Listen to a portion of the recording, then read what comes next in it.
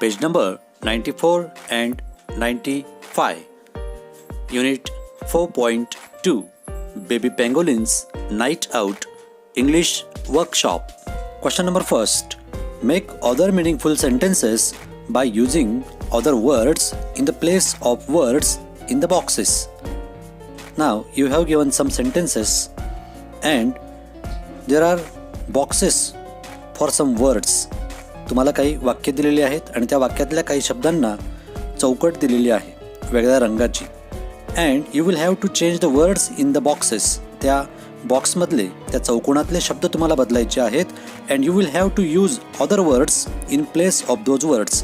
त्या शब्दांच्या जागी दुसरे शब्द टाकून तुम्हाला मिनिंगफुल सेंटेन्सेस म्हणजे अर्थपूर्ण वाक्य बनवायचे आहेत. And the words are we will go and eating today. म्हणजे आज आपण मुंग्या खाण्यासाठी जाणार आहोत. यातले बॉक्समधले वर्ड्स जर चेंज केले तर खालील प्रमाणे आपण एक्झाम्पल्स तयार करू शकतो, सेंटेन्सेस तयार करू शकतो. याचं सेंटेन्स कसं होईल बघा.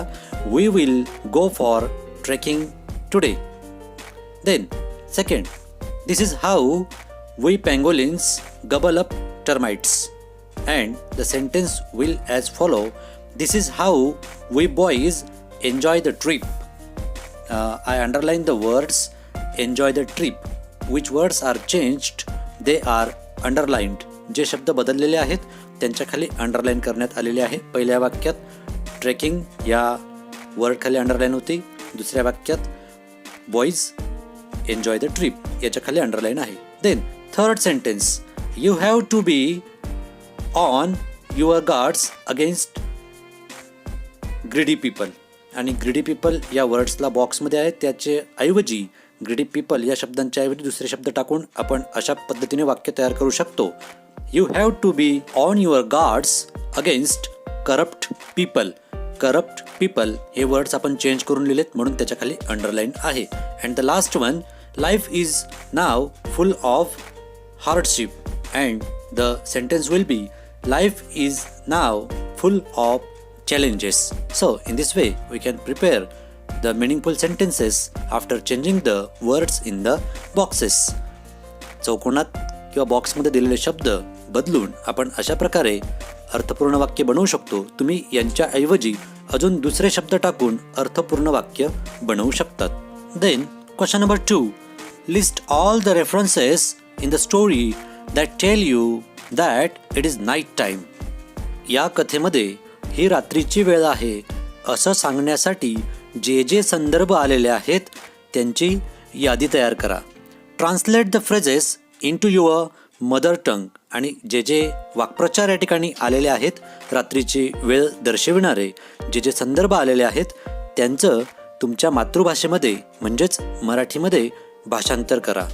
Wien we read the story serially we find out the references related to the night or night time as follows. First, drowsy after day's sleep म्हणजेच दिवसभराच्या झोपेनंतर आळसलेला.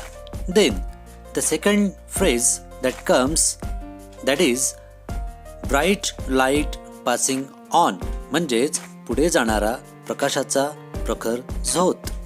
The third phrase related to nighttime is nighttime wandering and its Marathi meaning is रात्रीच्या वेळेची भटकंती.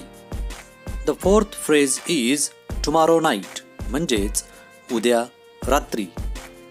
And the fifth and the last phrase is before the day breaks and its Marathi meaning is दिवस उजाडण्याच्या आत म्हणजेच सूर्य उगवण्याच्या आत म्हणजेच सकाळ होण्याच्या आत. In this way these are the references those show it is the night time.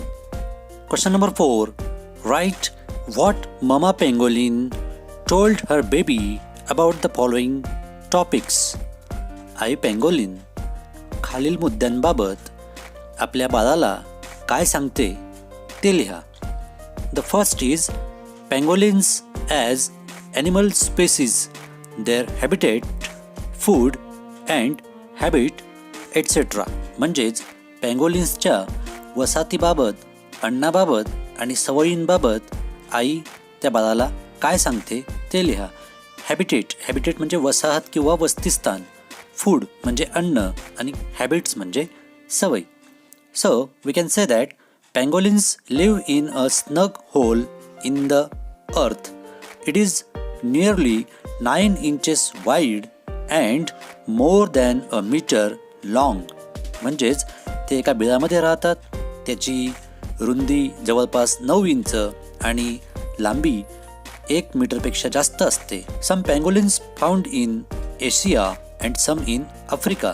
काही पँगोलिन्स एशियामध्ये आढळतात म्हणजे एशिया खंडात, तर काही आफ्रिका खंडात आढळतात. Chinese pangolins found in the northern part of India. भारताच्या उत्तरेकडील भागात काही चायनीज पँगोलिन आढळतात. त्यांना लोक चायनीज पँगोलिन असं म्हणून सुद्धा ओळखतात. दे आर नॉक्टर्नल मीन्स निशाचर, की ते रात्रीचे चरायला बाहेर निघतात. Means they set out at night. They eat ants and termites. ते मुंग्या आणि वाळवी खातात. They demolish the ant hill with their front claws and eat termites with their long टर्न. आणि ते त्यांच्या पुढच्या पंजांनी ते वारूळ नेस्तनाबूत करतात आणि लांब जिभेने त्या मुंग्या, किळवा, वाळवी खातात. And termites or ant is their delicious food. This mamma pangolin tell her baby pangolin as animal spaces.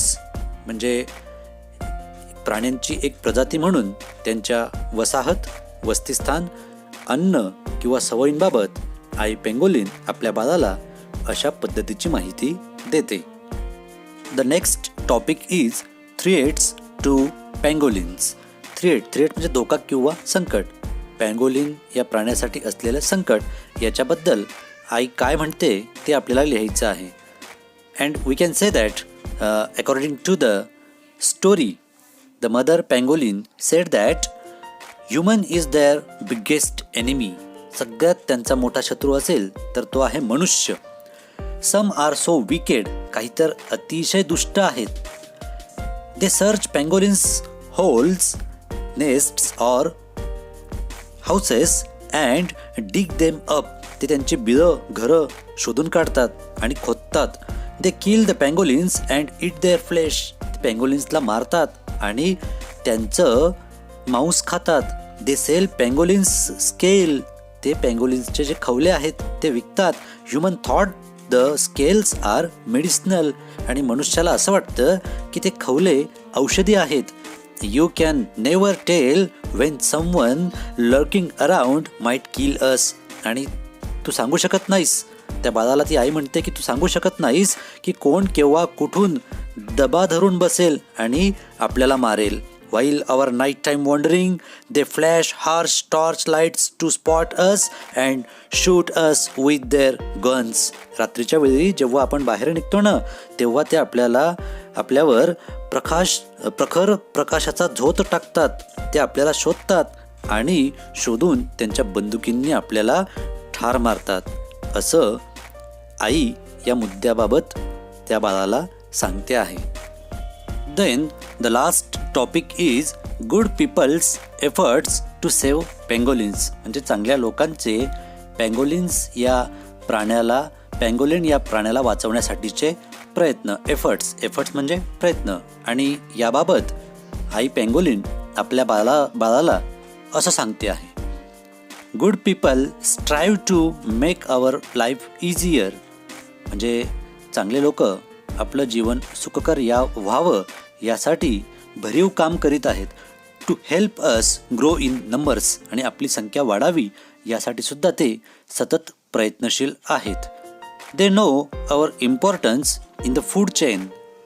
अन्न साखळीमध्ये आपलं महत्त्व काय हे त्यांना चांगलंच माहिती आहे.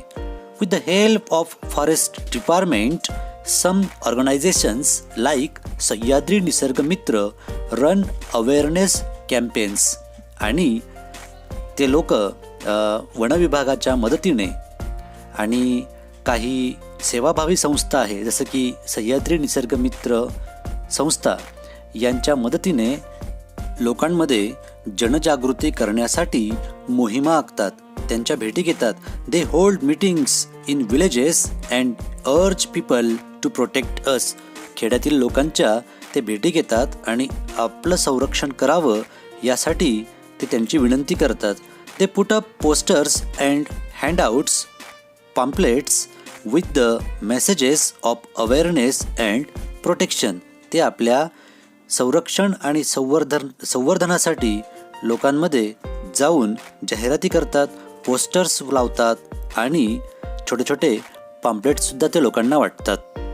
आणि ते आपल्या सवयी जाणून घेण्यासाठी कॅमेरेसुद्धा लावतात, असं आई या मुद्द्याबाबत बोलताना बाळाला सांगते आहे. Question number 5. Say whether the following sentences are true or false. खालील जी काही वाक्य आहेत ती चूक की बरोबर ते सांगा. First, A. The pangolins home was a snug hole in the earth. म्हणजे पँगोलिनचं घर हे जमिनीत एक छानसं असं बीळ होतं. Yes, it's true sentence. Then B. Mama pangolin used her claws to eat ants and termites. No, it's wrong sentence. It's false because mama use her tongue. आई तिच्या जिभेचा वापर करायची, तिच्या पंजांचा वापर तिने मुंग्या खाण्यासाठी केला नाही. क्लॉज म्हणजे पंजे, ते फक्त वारूळ डिमॉलिश करण्यासाठी पंजांचा वापर केला होता. Then C. Baby pangolin did not like termites. It is also false sentence because baby pangolin did like termites. त्याला त्या टर्माइट्स आवडल्या होत्या. Then D. Mama pangolin pulled her long body together into a tight ball. म्हणजे आई पँगोलिनने तिचं लांब शरीर गोळा करून जवळ घेऊन एका चेंडूसारखं करून घेतलं. Yes, it is true sentence. Then E. Pangolin scales are medicinal. म्हणजे पँगोलिनचे जे काही खवले आहेत ते औषधी असतात. No, it's false sentence. पँगोलिनचे खवले औषधी नसतात. Then F. Human beings have destroyed pangolin habitats. माणसांनी किंवा मनुष्य प्राण्याने पँगोलिनची वसाहत नष्ट केली. Yes, it is true because we destroyed forests, jungles, and so ultimately we destroyed pangolins' habitats. So it is a true sentence. So in this way we have sorted out the true or false sentences. Then there is an activity for students. Let's read and understand what is that activity. Now use the sentences in the passage to frame a similar true or false exercise. Remember, you must know the correct answer yourself. आता या पाठातील काही वाक्यांच्या मदतीने तुम्ही विद्यार्थ्यांनी true और false ही exercise तयार करायची आहे. म्हणजे काही वाक्य निवडायची आहेत आणि तुमच्या बेंच पार्टनरला किंवा पूर्ण वर्गाला किंवा ग्रुपला तो प्रश्न विचारायचा आहे. इज इट ट्रू और फॉल्स सेंटेन्स. हे वाक्य चूक आहे की बरोबर आहे. But remember, you must know the correct answer. परंतु एक गोष्ट लक्षात ठेवा, तुम्हाला बरोबर उत्तर माहितीच असायला हवं. योग्य उत्तर तुम्हाला माहितीच हवं, तरच अशा प्रकारची एक्झरसाइज तुम्हाला करता येईल. And it is a practical activity. That's why you should have to conduct this activity in the classroom.